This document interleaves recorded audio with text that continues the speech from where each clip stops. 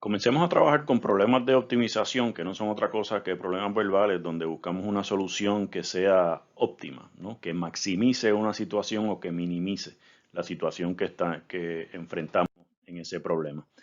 Varios consejos antes de comenzar.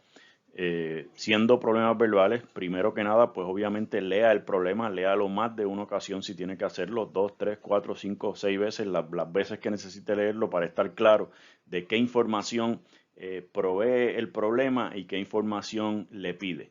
En caso que sea posible, pues dibuje un diagrama y rotúlelo con las constantes que le provee el problema o las variables que le pide y que necesita conseguir. Busque una relación entre la información que le dan y la información que le piden y con eso monta un modelo matemático y por supuesto pues trate de resolverlo. Una vez tenga las soluciones, pues verifique cuál le es más conveniente en caso de para resolver el problema que tiene frente a sí.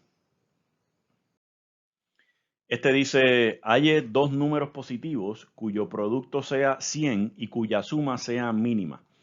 Y vamos a decir que sean G y P los números positivos que buscamos. G de grande y P de pequeño, ¿verdad? Un número más grande, otro más pequeño, si no son iguales. Entonces G y P tienen que satisfacer que su producto sea 100, ¿verdad? Necesitamos que el producto sea 100 y que la suma sea mínima. O sea que si sumamos G y P, G más P, tiene que ser mínima esa suma. Así que queremos minimizar esta función f de G y P, que es G más P.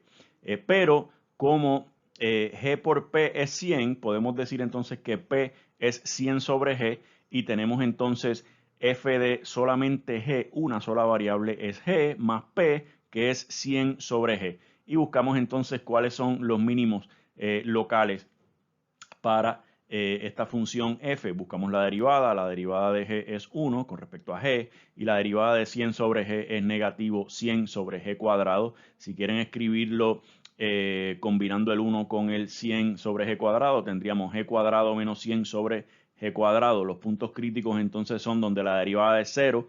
Para que sea 0, entonces g cuadrado menos 100 tiene que ser 0, por lo que g tiene que ser positivo o negativo 100.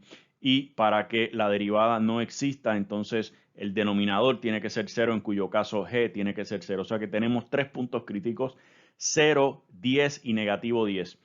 Pero como los números que estamos buscando tienen que ser dos números positivos, negativo 10 no es un número positivo y 0 tampoco es positivo. Por lo tanto, g igual a 10 es el único que satisface la condición inicial de ser un número positivo.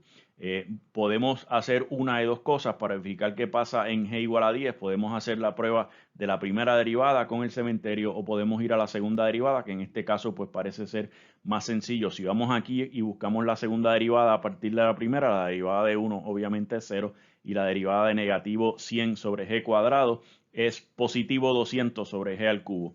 Y sustituyendo el punto crítico g igual a 10, tenemos entonces 200 sobre 10 al cubo, lo que nos interesa ahí que es positivo, por lo tanto, por la prueba de la segunda derivada, f de 10 es un mínimo.